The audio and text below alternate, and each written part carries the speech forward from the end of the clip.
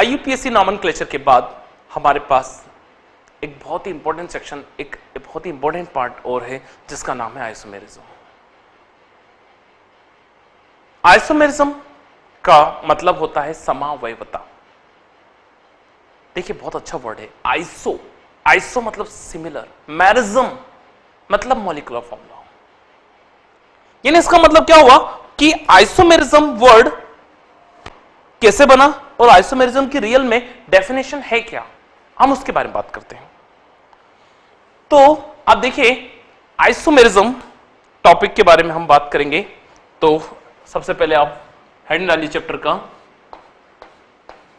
Isomerism. Isomerism जिसका मतलब होता है समावयवता।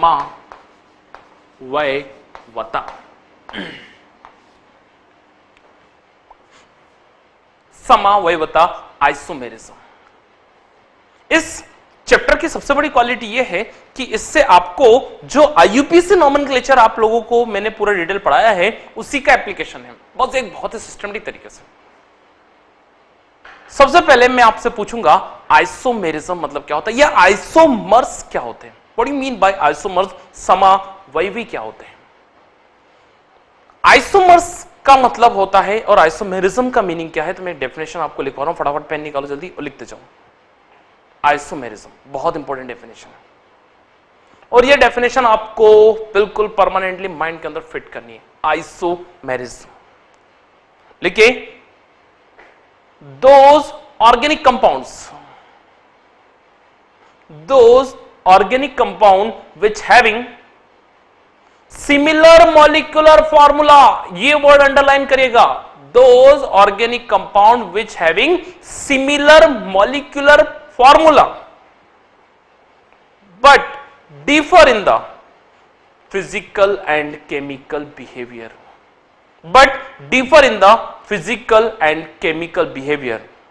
mean differ in the structure and arrangement is called isomer, and this phenomena are called isomerism।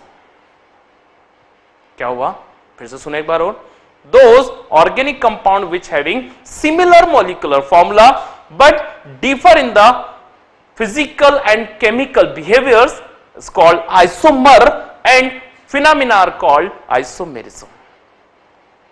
वह कार्बनिक यौगिक जिनके अणुसूत्र समान होते हैं परंतु उनके भौतिक और रासायनिक गुण, फिजिकल एंड केमिकल गुण, यानी उनकी संरचना, स्ट्रक्चर, ठीक है, उनके स्टीरियर आकाश में उनका अरेंजमेंट, ये सब अलग अलग होता है, दैट इज कॉल्ड समावयवी, और इस घटना को हम बोलते हैं समावयवता। कंप्लीट। तो ये आइसोमेरिज्म की मैंने आपको डेफिनेशन लिखवा दी। अब आइसोमेरिज्म मेनली कितने टाइप का होता है, ठीक है, तो आइसोमेरिज्म मैं आपको बताऊं, आइसोमेरिज्म मेनली दो टाइप का होता है।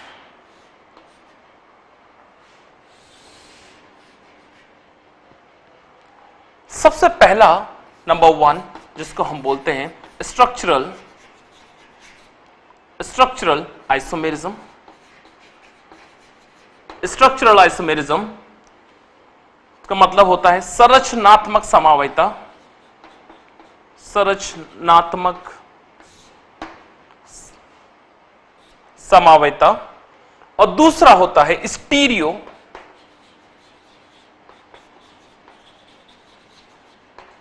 Stereo isomerism. स्टीरियो का मतलब होता है त्रिविम, यानी कि आकाश, स्पेस में त्रिविम समावयता, स्टीरियो आइसोमेरिज्म। अब ये जो स्ट्रक्चरल आइसोमेरिज्म है इसका मतलब क्या हुआ, what do you mean bye structural isomerism? Mean same वही चीज, those organic compound which having similar molecular formula, those organic compound which having similar molecular formula but differ in the arrangement of atom, but differ in the structural arrangement, और structural arrangement के साथ साथ arrangement of atom is called structural isomerism। stereo, those organic compound which having similar molecular formula and similar structure but differ in the arrangement of molecules in the space, एक space में arrangement उनका अलग अलग होगा, उसको हम बोलेंगे stereo isomerism.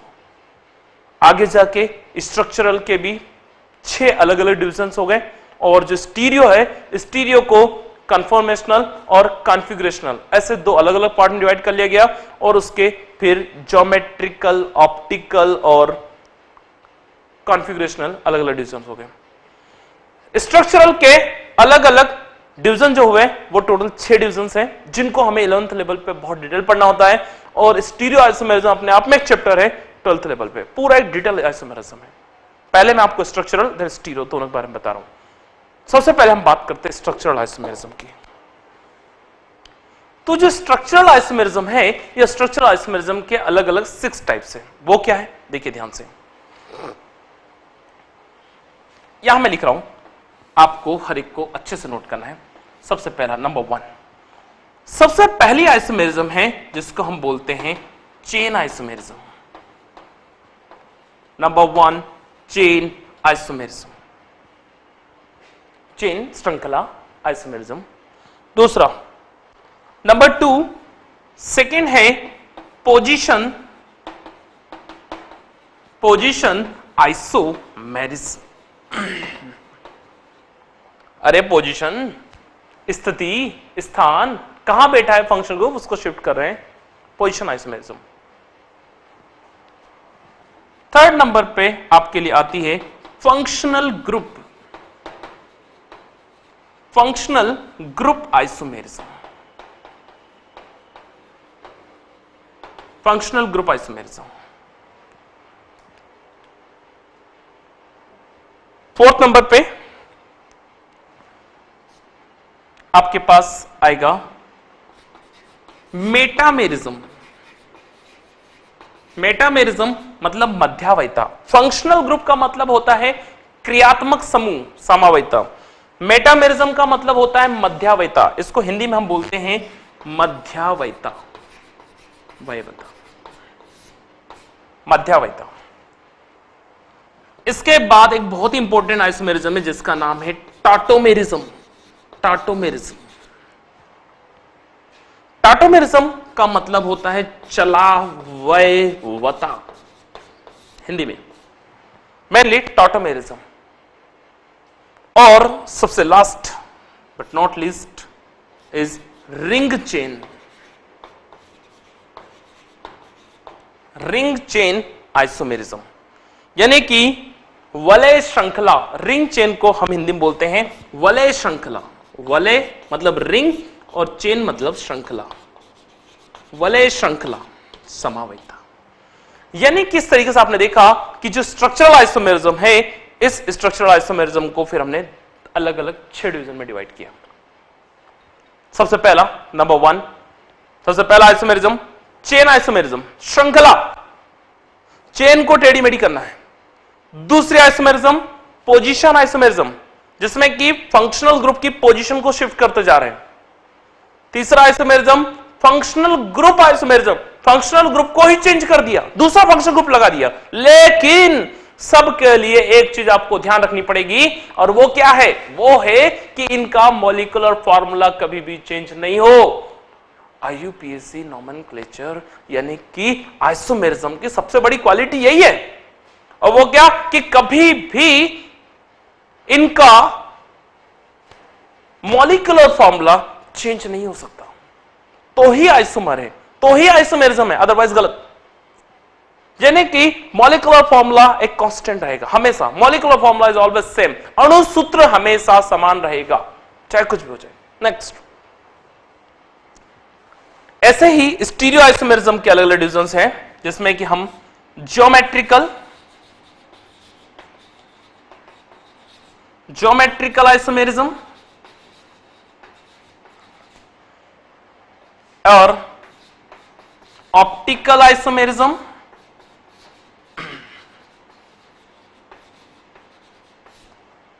और उसके बाद में staggered and eclipse isomerism, then boat and chair isomerism, जो कॉन्फ़िगरेशनल और कन्फॉर्मेशनल डिवीजन पे हिसाब से रहती हैं, उनके बारे में बात करते हैं, है ना। स्टेगर्ड, एक्लिप्स, स्टेगर्ड, एक्लिप्स्ड, ये सब 12th लेवल पे हैं जिनका लेवल अलग है और डीपली चला जाता है।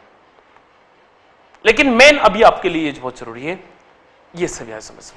मैं हर एक आइसोमेरिज्म को डिटेल समझा रहा हूं एक एक को, तो सबसे पहले इतना अच्छे से नोट कर लीजिए।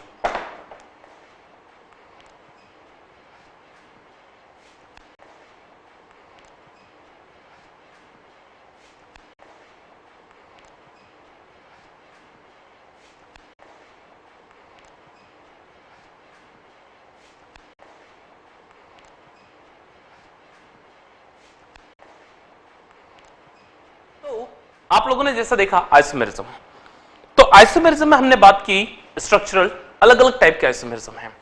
उन्हीं को मैं स्ट्रक्चरल आइसोमेरिज्म के लिए एक बहुत ही अच्छा साइकिल बनवाता हूं जिसको आप याद रखने के लिए आपको मदद मिलता है। जैसे स्ट्रक्चरल सेंटर में फंक्शनल, पोजीशन, एक एक करके हम नंबर 1 पहला, सबसे पहली आइसोमेरिज्म जिसका नाम है चेन आइसोमेरिज्म। स्ट्रक्चरल के अंदर बता रहा हूं मैं, चेन आइसोमेरिज्म।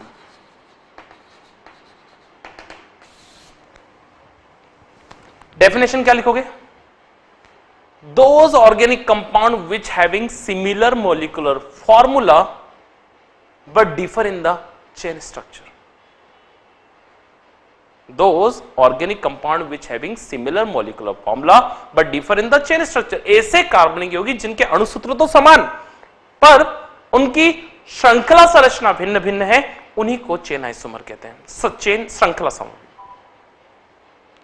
जैसे एग्जाम्पल के तौर पे CH3, CH2, CH2, CH2 और CH3। एक क्वेश्चन दिया आपको, रियल में इसका जो मॉलिक्यूलर फार्मूला है, इसका मॉलिक्यूलर फार्मूला क्या है? देखिए आप, नंबर ऑफ कार्बन कितने हैं? नंबर ऑफ कार्बन है 1 2 3 4 5, नंबर ऑफ कार्बन है 5 और नंबर ऑफ हाइड्रोजन 3 + 2 5, 3 + 2 5, 5 5 10 + 2 12, C5H12। ये इसका मॉलिक्यूलर फार्मूला है, अणुसूत्र है इसका। हमने क्या किया, इसकी जो चेन है उसको चेंज कर दिया। हमने अभी नॉर्मल कंडीशन जो थी, इस नॉर्मल कंडीशन को उठा के इसको हमने शिफ्ट करके यहां रख दिया।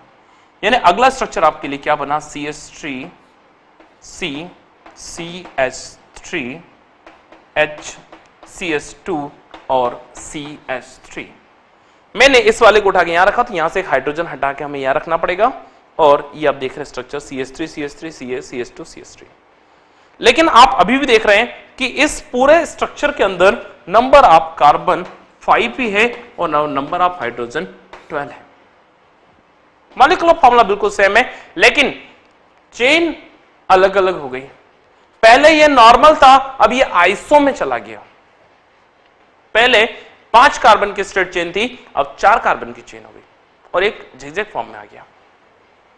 हमने थोड़ा और चेंज किया, इसको भी उठा के यहां रख दिया। यानी कि अब हमारे पास फॉर्मूला क्या हो गया? देखिए अब ध्यान से आप लोग, CH3, C, CH3, CH3 और CH3 कुछ इस टाइप से अरेंज कर दिया। यानी अगर आप इसका फार्मूला देखेंगे तो इसका फार्मूला भी आपके पास क्या रहेगा? C5H12। अभी भी वही फार्मूला है, लेकिन इस बार आप देख रहे हैं कि कार्बन अपने आसपास चारों तरफ आ गया। यानी कि हम इसको बोलते थे नॉर्मल, हम इसको बोलेंगे आइसो और हम इसको बोलेंगे नियो। अरेंजमेंट अलग अलग हो गया, लेकिन आप देख रहे हैं कि सभी में जो इनका मॉलिक्यूलर फार्मूला है वो बिल्कुल सेम है। मॉलिक्यूलर फार्मूला सब सेम है, लेकिन ये normal pentane, this is the isopentane, और ये आपके हो जाएगा नियोपेंटेन। सबकी कार्बन चेन मैंने अलग अलग करते गया। सबके कार्बन चेन आप देख रहे चेंज होती गई। ये 5 कार्बन की, ये 4 कार्बन का और ये 3 कार्बन की। लेकिन नंबर ऑफ कार्बन अभी 5 है, नंबर ऑफ हाइड्रोजन अभी भी 12 है। यानी मॉलिक्यूलर फॉर्मूला में जरा सा भी चेंज नहीं आया, लेकिन इनके चेन स्ट्रक्चर सबके अलग हो गए, इसलिए एक दूसरे के चेन आइसोमर्स है और इस फिनोमेना को आप बोलते हैं चेन आइसोमेरिज्म। क्वेश्चन आपको मान लो क्वेश्चन दे दिया कि C5H12 एक कुछ क्वेश्चन है, वो एक मॉलिक्यूलर फॉर्मूला है और आप इसके कितने चेन आइसोमर्स बना सकते हैं, बना के दिखाइए स्ट्रक्चर सहित। वहां नंबर रहेगा 3, 5, 4, 6 जो भी कुछ है। तो आप देखेंगे कि C5H12 के 3 चेन आइसोमर्स बनते हैं, नंबर 1 नॉर्मल, नंबर 2 आइसो और नंबर 3 नियो। और आपका आंसर 100% परफेक्ट सही रहेगा। आईआईटी जेईई में क्वेश्चन आते हैं, करेक्ट आंसर इज C5H12 के 3 का चेन आइसोमेरिज्म। दूसरा सेकंड आप देखेंगे, सेकंड नंबर की आइसोमेरिज्म जिसका नाम है position isomerism. Position isomerism, position isomerism. इस पोजीशन आइसोमेरिज्म में क्या है, कुछ नहीं, बहुत सरल है। अगेन आप फंक्शनल ग्रुप की पोजीशन को शिफ्ट कर रहे हैं। CH3 CH2 CH2 CH2 only CH double bond CH2, मान लो ये कोई फंक्शन ग्रुप है। CH3 CH2 CH2 CH और CH2, और इसमें एक फंक्शनल ग्रुप लगा है जरूर, और फंक्शनल ग्रुप कौन सा है, डबल बॉन्ड। डेफिनेशन क्या हो जाएगी पोजीशन आइसोमेरिज्म की, those organic compound which having similar molecular formula but differ in the position of multiple bonds. Multiple bond की पोजीशन हम चेंज करते जा रहे हैं, यानी कि अगर अभी ये मल्टीपल बॉन्ड आप देख रहे हैं कि नंबर 1 पे लगा है, 1 और 2 के बीच में है, और इसमें नंबर ऑफ कार्बन अगर आप काउंट करोगे तो नंबर ऑफ कार्बन इसमें 5 है, और नंबर ऑफ हाइड्रोजन अगर आप इसमें काउंट करोगे तो आप देख रहे हैं कि 3 + 2 5 + 2 7 + 3 10 हाइड्रोजन है। यानी इसका मॉलिक्यूलर फार्मूला जो है वो मॉलिक्यूलर फार्मूला क्या है, C5H10। लेकिन C5H10 इसका क्या है, मॉलिक्यूलर फार्मूला। और आप इसका स्ट्रक्चर देख रहे हैं तो डबल बॉन्ड आपके पास कौन से नंबर पर लगा है, पहले और दूसरे बॉन्ड के बीच में आपका फंक्शनल ग्रुप है, तो उस फंक्शनल ग्रुप की पोजीशन को शिफ्ट कर रहे हैं। जैसे 10 लड़के लड़की एक साथ बैठे हुए, 10 बच्चे एक साथ बैठे हुए, मान लो एक पहली लाइन में, ये लाइन सीधी है, उसमें 10 बच्चे हैं टेबल पे। आप उसमें से एक राम को उठा करके श्याम की जगह बिठा देते और श्याम को उठा करके राम की जगह बिठा देते। लाइन अभी भी 10 की है, चेंज नहीं हुई। आपने केवल क्या किया, एक को उठा करके अलग रख दिया, बिठा दिया, और उसको उठा करके चेंज कर दिया, मतलब कि जगह आपने चेंज कर दी। पोजीशन। अगर मैं 10 की कार्बन चेन को एक को पीछे बिठा दूं, चलो पीछे उसको, तो वो किस में आ जाएगी, चेन आइसोमेरिज्म में। लेकिन अगर उसी लाइन में से एक आध को उसी लाइन में ही एक्सचेंज करूं, that is called position isomerism. क्या डिफरेंस समझ में आ रहा है क्या दोनों का?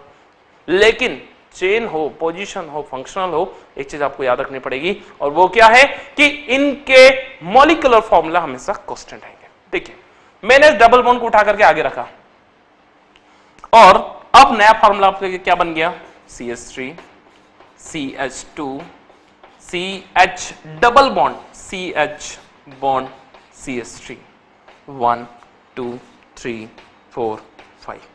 इस बार आप देख रहे हैं कि डबल बॉन्ड आपका किस किस के बीच में आ गया, 2 और 3 के बीच में। लेकिन अभी भी इसका जो फंक्शनल ग्रुप है वो C5H10 ही है। अब इसको उठा के मैं क्या और आगे भी रख सकता हूं क्या? नहीं, ये 3 नहीं होगा। अगर मैंने इसको उठा के इधर रखा तो अब नंबरिंग हम इधर से क्यों करेंगे, हमें तभी पता है जिधर से फंक्शन को पास पड़े उधर से नंबरिंग स्टार्ट करेंगे, यानी फिर हम नंबरिंग इधर से स्टार्ट करेंगे, फिर भी ये दो बार दूसरे नंबर पे आ जाएगा। यानी कि अगर आपको क्वेश्चन दे दिया C5H10 एक मॉलिक्यूलर फॉर्मूला है और इससे आप कितने पोजीशन आइसोमर्स बना सकते हैं, तो आपका आंसर रहेगा 2 से ज्यादा नहीं। आंसर समझ में आया क्या? तो ये आपकी पहली आइसोमेरिज्म जिसका नाम है चेन आइसोमेरिज्म, और दूसरी जो थी पोजीशन आइसोमेरिज्म। इसको नोट कर लीजिए पूरा।